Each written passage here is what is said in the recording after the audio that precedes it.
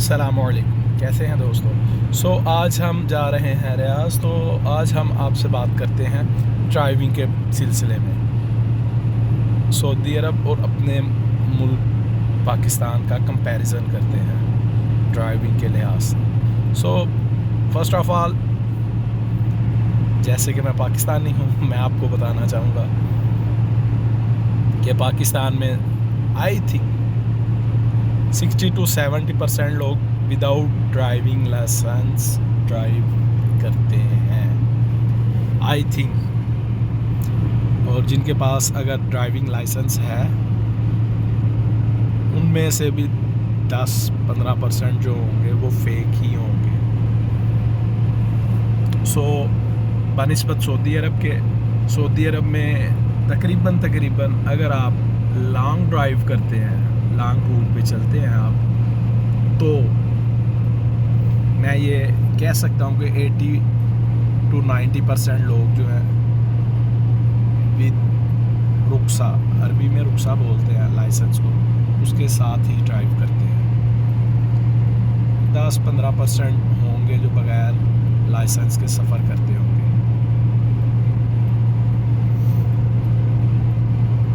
सबसे पहले तो ड्राइविंग के लिए इधर अहम चीज़ आपके पास ड्राइविंग लाइसेंस होना चाहिए। और सेकंड ये कि आप अपनी गाड़ी को अप्रूव करवाते हैं हर साल या हर 2 साल बाद कि ये रोड पे चलने के लायक है।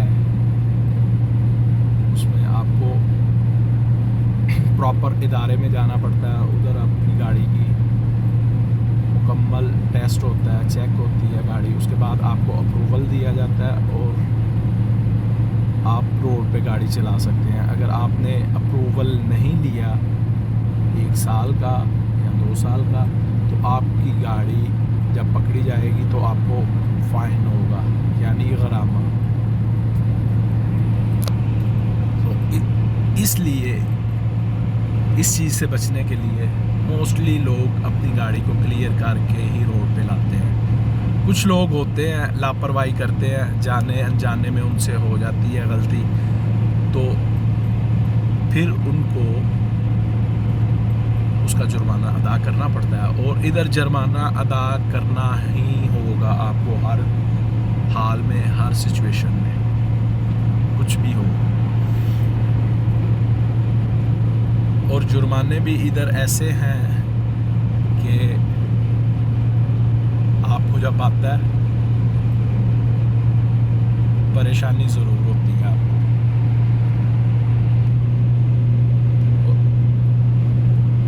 जब आप ड्राइव करते हो, सबसे पहले सेफ्टी के लिए आपको बेल्ट यूज़ करना है। अगर आपने बेल्ट यूज़ नहीं किया तो कैमरास जो हैं वो आपको कैप्चर कर लेंगे, और जब कैमरास आपको कैप्चर करेंगे तो जिसके भी नाम पे वो गाड़ी है उसको ऑटोमेटिकली फ़ाइन आ जाएगा, राइट। और वो फ़ाइन जब तक आप पे नहीं करेंगे, आपका इकामा रिन्यू नहीं होगा, आपकी आईडी, इस तरह मुख्तलिफ आपके जो डॉक्यूमेंट्स हैं वो क्लियर नहीं होंगे जब तक आप फ़ाइन क्लियर नहीं करते। तो लाजमी आपको फ़ाइन पे करना पड़ता है। ऐसा भी नहीं कि अगर आपको इधर फ़ाइन आ गया तो 5-10 किलोमीटर के बाद अगर दोबारा कैमरा आता है तो दोबारा आपको फ़ाइन नहीं आएगा। सब निज़ाम जो है कंप्यूटराइज है, सब चीज़ें जो है कंप्यूटराइज है, ऑटोमेटिकली आपकी आईडी पे वो फ़ाइन आता रहेगा। तो आपको वो क्लियर करना लाजमी होता है। और हमारे मुल्कों में क्या होता है, एक पुलिस वाले साहब खड़े होते हैं, अगर आप कोई भी रूल्स रेगुलेशन फॉलो नहीं करते, उनको 150 हाथ में थमाएं और अपना काम करते जाएं। तो ये सबसे बड़ा मसला है। अगर आप अपनी गाड़ी को टेस्ट करवाएंगे, अप्रूव करवाएंगे, तो इसमें आपकी भी सेफ्टी है और दूसरे रोड पे चलने वालों के लिए भी सेफ्टी है। और सेकंड, आपकी गाड़ी की एवरेज अच्छी होगी। अब ड्राइविंग के हिसाब से मैं आपसे बात करता हूँ कि ये रोड 140 का है, ठीक है। आपको 3 ट्रैक नज़र आ रहे होंगे कैमरे में, अगर आप देख सकते हैं क्लियरली। तो इसमें मैं आपको बताना चाहूँगा कि मैं सेंटर में ड्राइव कर रहा हूँ क्योंकि मेरी स्पीड जो है वो नॉर्मल है, तकरीबन 120 के करीब। तो मैं सेंटर में ही ड्राइव करूँगा। अगर मैंने अपने आगे वाली गाड़ी को ओवरटेक करना है तो मैं अपने लेफ़्ट वाले ट्रैक पे जाऊँगा, उसको ओवरटेक करूँगा। ओवरटेक करने के बाद दोबारा मैं सेंटर में आ जाऊँगा। इस दौरान मैं अपने राइट लेफ़्ट सिग्नल का यूज़ करूँगा, इशारे का इस्तेमाल करूँगा। अब आप देख सकते हैं मैं 120 पे जा रहा हूँ सेंटर में, और ये तकरीबन 135 140 के करीब मुझे क्रॉस करके गया है। जब ये क्रॉस कर लेगा अपने आगे वाली गाड़ियों को और ये भी लेफ़्ट वाली साइड पे से टर्न मूव ऑन हो जाएगा, राइट पे आ जाएगा सेंटर में यानी। और सबसे अच्छी बात जो मुझे लगती है इधर कि जो हैवी ट्रैफिक होती है, अब ये देखें ये गाड़ी ने मुझे ओवरटेक किया और मेरे आगे आ गई है। हैवी ट्रैफिक जो होती है वो हमेशा राइट ही चलती है और अपने ही ट्रैक पे रहती है। हमारी कंट्रीज़ में ये होता है कि जो हैवी ट्रैफिक होती है वो मेन लाइन में चल रही होती है, जिसकी वजह से पूरा निज़ाम दरम बरम हो जाता है। अब ये देखें आराम से चल रही है। अगर इसने ओवरटेक करना है ये सेंटर में आएगा और फिर ओवरटेक करते ही वापस अपनी लाइन में चला जाएगा। ये नहीं है कि सेंटर में आ गया तो सेंटर में ही चलेगा। अगर इसको देख लेंगे या कैमरा कैप्चर कर लेगा इसको तो फ़ाइन आएगा। तो कुछ रूल्स हैं जो फॉलो करने से या उनको अमल दरामद करने से हमारा और दूसरे लोगों का टाइम बचता है। लेकिन हम ठहरे ज़िद्दी, हमने अपनी ज़िद और अना पे रहना है। गाड़ी हमारी चाहे 100 पे जा रही है और हम मेन लाइन पे ड्राइव कर रहे हैं, पीछे वाला हॉर्न दे, लाइट्स दे, हमें कोई फिक्र नहीं, कोई परवाह नहीं। सो इस चीज़ को प्लीज़ आप नोट करें। और मज़े की बात ये कि अक्सर हमारे भाई इधर जो हम सब ड्राइव करते हैं, 2 साल 3 साल ड्राइव किया, छुट्टी गए, 1 साल बाद गए, और छुट्टी जब जाते हैं 2 माह 3 माह 6 माह और उधर जाके अगर मौका मिलता है ड्राइव करने का, बहुत कोशिश करते हैं इधर से जो आदमी जाते हैं छुट्टी के लिए कि हम जैसे उधर ड्राइव करते हैं इधर भी वैसे ही ड्राइव करें, लेकिन उधर के लोगों को देख के तो उधर वाला माहौल जो है वो अपना लेते हैं। तो वैसे ही रॉन्ग वे, गलत टर्न, बगैर इशारे के टर्न लेना, बगैर बेल्ट के ड्राइव करना, और इस तरह की छोटी मोटी गलतियां हम करते हैं। और जब वापस आते हैं इधर तो इधर के निज़ाम के मुताबिक ही ड्राइव करते हैं। ड्राइविंग के दौरान मोबाइल इधर भी यूज़ करना बहुत बड़ा जुर्म है, जिसका फ़ाइन तकरीबन 500 रियाल आता है तकरीबन।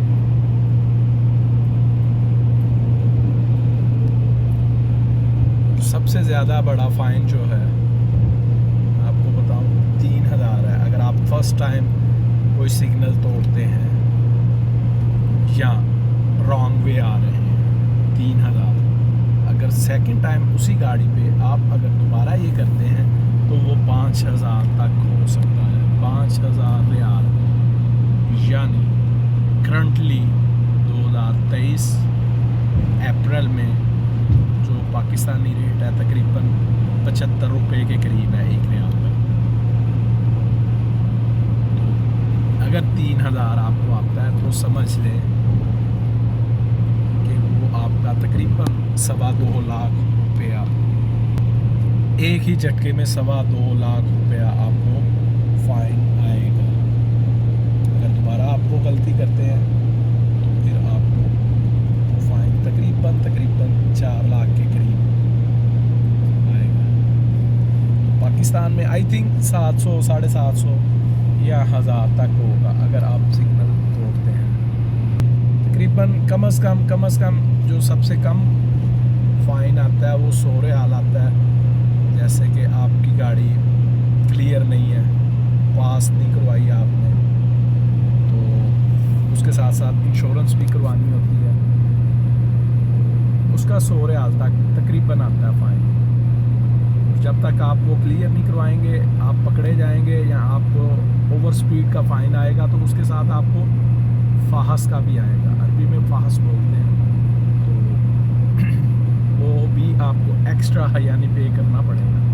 जैसे ओवर स्पीड का अगर आपको 150 रियाल आता है तो साथ एक्स्ट्रा आपको फ़ाहस का भी पे करना पड़ेगा 100, तो इस तरह 250 आपको पे करना पड़ेगा।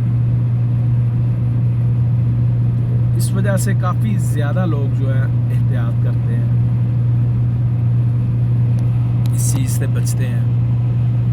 इसी तरह अगर आपके साइड मिरर जो है, ग्लास जो है, वो अगर आपके ब्लैक हैं उस पर भी फ़ाइन आता है। एक लिमिट दी है उन्होंने, हाफ ब्लैक कर सकते हैं या बैक वाले ब्लैक कर सकते हैं, फ्रंट वाले नहीं कर सकते। अगर फैमिली वाली गाड़ी है तो डिफरेंट रूल है, उस हिसाब से आपको फ़ाइन आता है। वो भी 100 तक आ जाता है ब्लैक ग्लास का। अगर आप नए आने वाले हैं तो प्लीज़ कुछ टाइम उधर ड्राइव करें, उसके बाद इधर आएँ। और इधर बनिस्बत दुबई के बहुत ही इजी आपको लाइसेंस मिल जाता है। अगर आप ड्राइविंग जानते हैं फिर भी आपको लाइसेंस मिल जाता है। सिर्फ कंप्यूटर पास करना थोड़ा डिफ़िकल्ट होता है, थोड़ा मुश्किल होता है। तो वो भी अगर आप थोड़ा बहुत नॉलेज रखते हैं रूल्स एंड रेगुलेशन पे, तो आप इजीली क्लियर कर सकते हैं ड्राइविंग लाइसेंस इधर सऊदी अरेबिया में। मैं कोशिश कर रहा हूँ जो नॉलेज अच्छा है या मुझे एक्सपीरियंस से मिला है उसी ही के बारे में आपसे बात कर रहा हूँ। मैंने तकरीबन 9 साल पहले ड्राइविंग लाइसेंस बनवाया था इधर सऊदी अरब में, तो आई थिंक तब 800 रियाल के करीब मेरा जो है ना ख़र्चा आया था। वो इसलिए कि मेरे पास पाकिस्तानी ड्राइविंग लाइसेंस नहीं था। अगर वो मेरे पास हो, आप जिस कंट्री से हैं उस कंट्री का आपके पास अगर ड्राइविंग लाइसेंस है तो आपका ख़र्चा कम आ सकता है, काफ़ी हद तक 50% कह सकते हैं कम आएगा, क्योंकि उसमें आपको इधर ड्राइविंग क्लास नहीं लेनी पड़ेगी।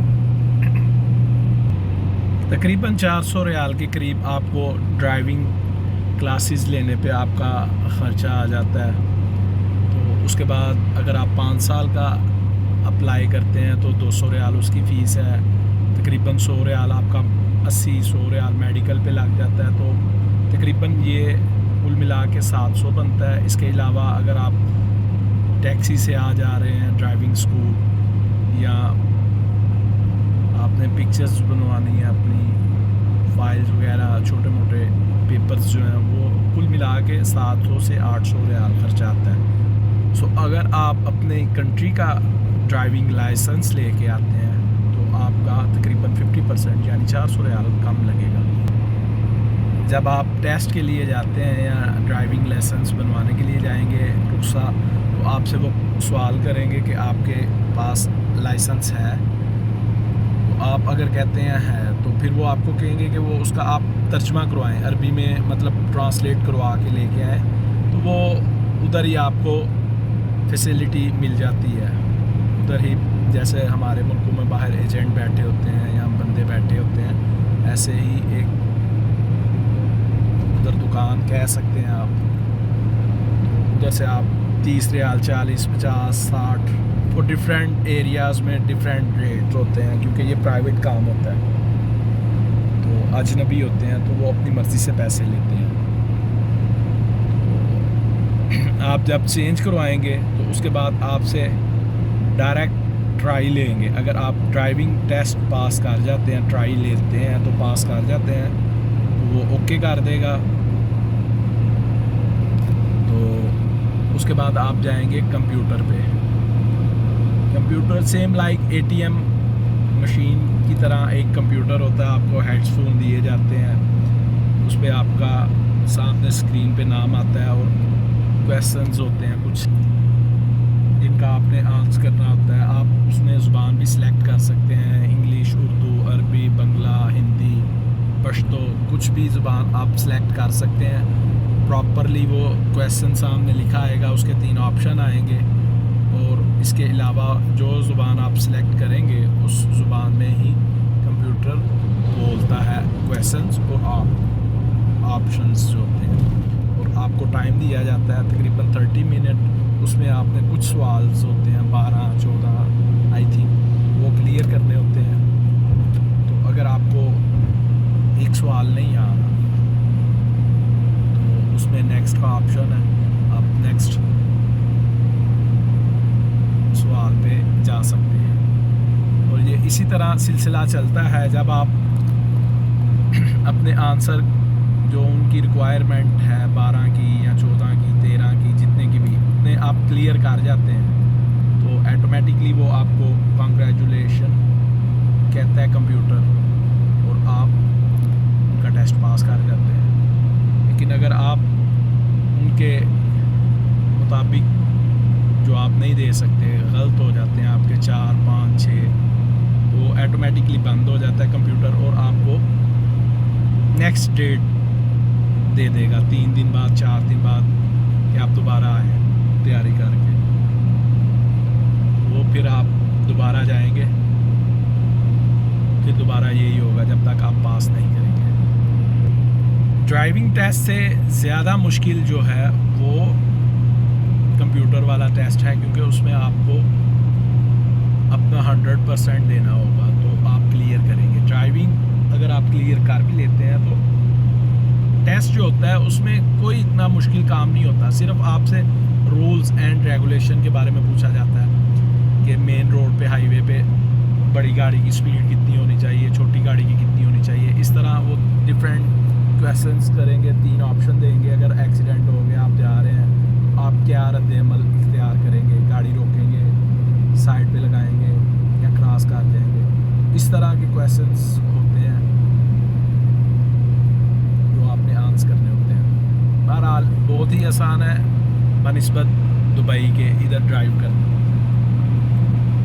आप 50-50 डिफरेंस कर सकते हैं।